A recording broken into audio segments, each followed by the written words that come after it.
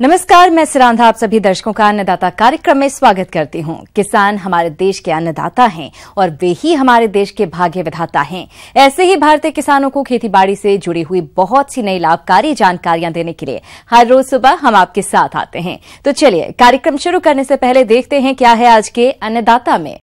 यदि कोई इंसान किसी कार्य को करने की मन में ठान ले तो वो किसी भी कठिन से कठिन कार्य को आसानी से कर सकता है और ऐसा ही कर दिखाया है एक पशुपालक हरफूल यादव ने। ये किसान वैज्ञानिक तरीके से भैंसे की देखभाल करते हैं। तो आइए जानते हैं इनके अनुभवों को। मैं हरफूल यादव, मैं पशुपालन का कार्य करता हूँ करीब 5 साल से।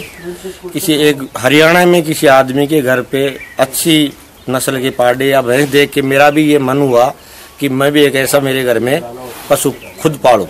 तो मैंने एक मुर्रा टाइप की भैंस बहुत बढ़िया खरीदी और मुर्रा टाइप भैंस से ही मैंने उसके एक ये पाड़ा तैयार किया है, जिसकी अब उम्र 18 महीने है। इसको मैं करीब 4 से 5 किलो सूखा चारा, 3 किलो लगभग हरा चारा और 2 किलो सुबह और 2 किलो शाम को बंटा खिलाता हूँ। इसके ब्यामत में इसकी माँ के लिए 22 लीटर दूध था, वो भी मेरे पास ही है। और मैंने इसी की बड़ी बहन को भी मैंने पाला, उसके मैं फर्स्ट बार ब्याई है वो, उसके मैंने युवराज का सिमल मंगा के सिमल लगवाया था। उसके भी एक पाड़ा ही पैदा हुआ है जिसकी उम्र 5 महीने है, वो भी यहाँ मेरे पास ही है। एक युवराज से पैदा हुआ ही पाड़ा दूध तीसरा है जिसकी उम्र सिर्फ 12 महीने हुई है। इसकी माँ के लिए 20 लीटर दूध था। इनको मैं अच्छी तरह से इनकी मैं देखरेख करता हूँ। किसान भाइयों, आज भी अपने देश में अनुत्पादक पशुओं की संख्या बहुत है। ऐसे में पशुपालकों को चाहिए कि आप भी इस किसान की तरह अच्छी नस्ल का भैंसा तैयार कर सकते हैं और पशुओं की नस्ल सुधार के काम में ले सकते हैं। और इसको मैंने इसलिए तैयार किया है कि ये इसकी सिमल तैयार करके कोई भी कंपनी में ये जाए, वहाँ से बढ़िया सिमल तैयार हो तो भैंसों की एरिया में जहाँ भी इसकी सिमल लगे नस्ल सुधार का काम होता रहे, इसलिए मैंने इसकी परवरिश की। किसान भाइयों, जैसा कि अभी आपने इतना अच्छा पशु तैयार करने के बारे में इनके अनुभवों को जाना, अब आइए जानते हैं राजकीय पशु चिकित्सालय गोविंदगढ़ जयपुर के वरिष्ठ पशु चिकित्सा अधिकारी डॉक्टर विनोद अग्रवाल से कि इनके इस सफल पशुपालक के बारे में क्या विचार हैं। डॉक्टर साहब, इसके लिए अगर कोई और भी अच्छा कोई मैनेजमेंट करना हो या दवा देनी हो, उस मामले में आप बताइए। किसान भाइयों, इन्होंने मुर्रा भैंस, जो कि आप देख रहे हो कि मुर्रा भैंस से ये बुल तैयार किया है। ये बुल अभी 18 महीने का हुआ है। तो इसकी ग्रोथ को देखते हुए बहुत बढ़िया बुल है और इनकी इच्छा है कि ये ब्रीडिंग पर्पज के लिए ये बुल तैयार किया है इन्होंने। इसके लिए मैं इनको ये राय दूंगा कि ये जो बंटा जो दे रहे हैं, ये नियमित रूप से इसके बॉडी वेट के हिसाब से दोनों टाइम का बंटा 5 किलो थे और 2 किलो के लगभग हरा चारा और बाकी 5 किलो के लगभग सूखा चारा जरूर दें इसको। इसकी खुराक अभी इसकी उम्र को देखते बहुत बढ़िया खुराक है, लेकिन इसमें और भी गुंजाइश है। नियमित रूप से इसका कृमिनाशक दवाई से इलाज करते रहें और साथ में मिनरल मिक्सचर जरूर इसको देते रहें। किसान भाइयों, आज डेयरी व्यवसाय से अच्छी आय तभी ले सकते हैं जब आप पशुओं की उन्नत नस्लों का चयन कर पालन करें। और भी पूछना चाहता हूँ कि कितने समय में इनका कोई टीकाकरण हो या मिनरल मिक्सचर की कितनी मात्रा इसको पर डे खिलाई जाए, इस पे भी थोड़ा प्रकाश डाले डॉक्टर साहब, बताएं, जैसा हम आगे करते रहेंगे। धन्यवाद हरफूल जी। सबसे पहले तो मैं हरफूल जी को ये कहूँगा कि जो इसकी सेक्सुअली ट्रांसमिटेड डिजीज है उसकी जांच इसकी नियमित रूप से कराते रहना चाहिए। 18 महीने के बाद में और 3 साल तक लगातार हर 6 महीने में इसकी सेक्सुअली ट्रांसमिटेड डिजीज जो होती है उसकी सीमन की इनकी जांच करवाते रहना चाहिए। दूसरा, उसको हर 6 महीने में कृमिनाशक दवा बदल के देते रहना चाहिए।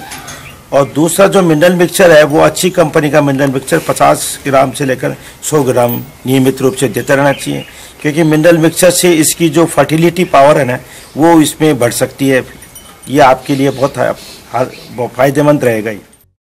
बैंगन की फसल से अच्छी उपज और आमदनी के लिए ये जरूरी है कि फसल को रोगों और कीटों से बचाया जाए, क्योंकि बैंगन एक ऐसी फसल है जिसमें अगर शुरुआत से ध्यान नहीं दिया जाएगा तो कीट रोगों का प्रकोप इस फसल पर जरूर होगा। तो इनके नियंत्रण के उपाय क्या हैं, जानते हैं कृषि वैज्ञानिक डॉक्टर अभिमन्यु यादव से।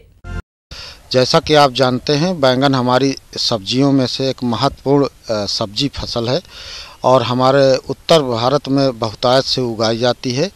इस समय बैंगन की फसल हमारे खेतों में खड़ी है, परंतु तरह तरह की बीमारियां लग रही हैं और तरह तरह के कीड़ों का प्रकोप होता है, जिनका किसान भाई यदि समय से प्रबंधन करेंगे तो उनको निश्चित रूप से लाभ होगा।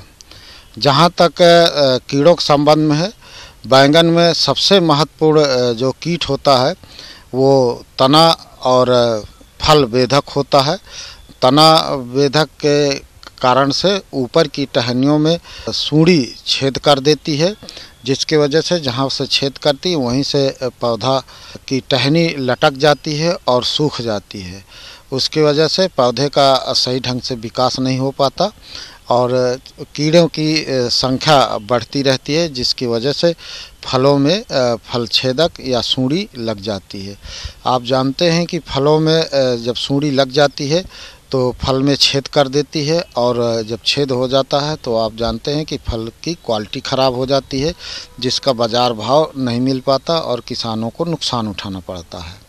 जहाँ तक इनके प्रबंधन के संबंध में है, तो प्रबंधन करने के लिए सबसे ज़्यादा ज़रूरी है कि खेत की निगरानी करते रहें और निगरानी करने में यदि हमको कहीं ऐसे महसूस होता है कि टहनी ऊपर की सूख रही हैं तो उस सूखी हुई टहनी को हम देखें ठीक से, जहाँ से लटकी होती है या जहाँ से सूखी दिखती है वहीं उसके थोड़ा नीचे से कैंची या अन्य किसी तेज़ धारदार औजार से काट करके और किसी गड्ढे में दबा देना चाहिए, जिससे कि वो सूंडी नष्ट हो जाए, आगे अपनी संतानें या अंडे बच्चे न तैयार हो पाएं, जिससे हमारे खेत में उनकी कीड़ों की संख्या कम हो जाएगी। जो दूसरी बात है कि इस तरह के जो समस्या होती है फल की और टहनी के जो छेदक होता है, इसके प्रबंधन करने के लिए जैविक और रासायनिक साधन आते हैं।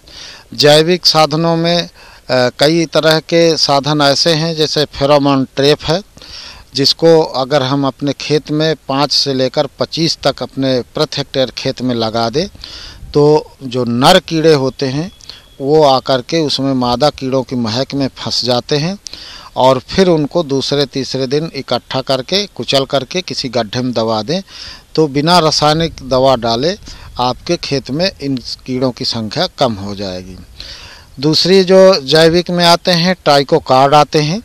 ट्राइकोकार्ड में ऐसे कीड़ों के अंडे लगे होते हैं जो कि हमारे हानिकारक कीड़े जो सूंडी नुकसान करती है उनके अंडों को खा करके नष्ट कर देती हैं और जो हानिकारक कीड़ों के जो संख्या है वो कम कर दी जाती है।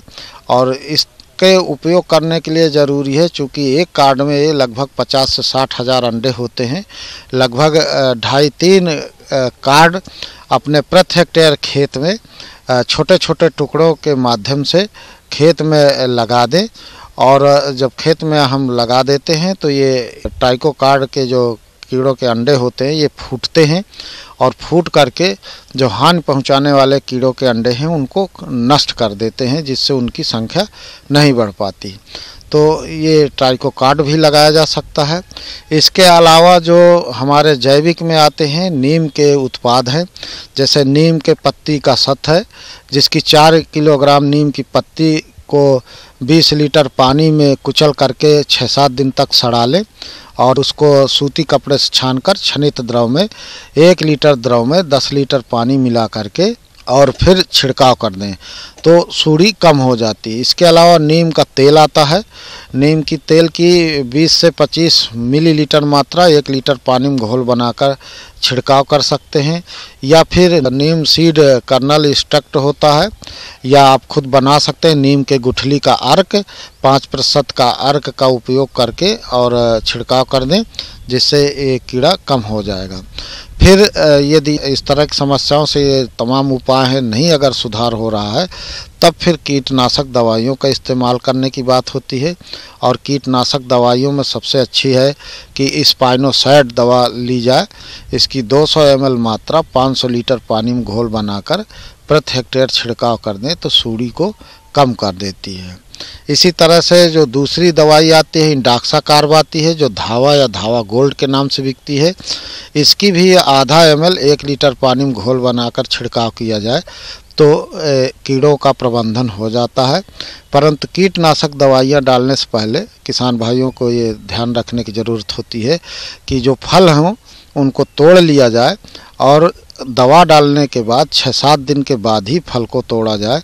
यदि पहले तोड़ते हैं तो उसमें चूँकि ये कीटनाशक दवा है और रसायनों का फलों में अवशेष होता है जो कि हमारे जो खाने के कारण से मानव स्वास्थ्य में कुप्रभाव डालेगा, इसलिए उससे बचाव के लिए दवा उपयोग के 7 दिन बाद ही फलों को तोड़ा जाए। इसके अलावा जो बीमारियां लगती हैं उनमें से जो महत्वपूर्ण बीमारी है फोमोप्सिस ब्लाइट कहते हैं। ये एक फफूंदी के कारण से लगने वाली बीमारी है जो कि पहले ये फूलों के भागों से हो करके और फलों तक ये सड़ाने का काम करती है बीमारी। तो इस बीमारी के प्रबंधन करने के लिए जब हम नर्सरी तैयार करने जाते हैं, जब बीज की बुआई करने जाते हैं तो बीज का शोधन करना चाहिए। बीज के शोधन करने के लिए ट्राइकोडर्मा पाउडर 4 से 5 ग्राम मात्रा 1 किलो बीज में लगाकर बुआई करें, अथवा कार्बेंडाजिम 2 ग्राम मात्रा 1 किलो बीज में लगाकर बुआई करें तो ये बीमारी कम लगती है। इसके अलावा जब खड़ी फसल में अगर हमको छिड़काव करना है तो फिर कार्बेंडाजिम की 2 ग्राम मात्रा या फिर एक मैंकोजेब और कार्बेंडाजिम के मिश्रण आते हैं, इनकी 2 ग्राम मात्रा 1 लीटर पानी में घोल बनाकर छिड़काव करें। जो अन्य दवाइयां हैं उनमें से कॉपर हाइड्रोक्साइड 77% की एक दवा आती है जो हाइडाइस के नाम से बिकती है। इसकी 3 ग्राम मात्रा यदि 1 लीटर पानी में घोल बनाकर छिड़काव किया जाए तो भी ये बीमारी का प्रबंधन हो जाता है।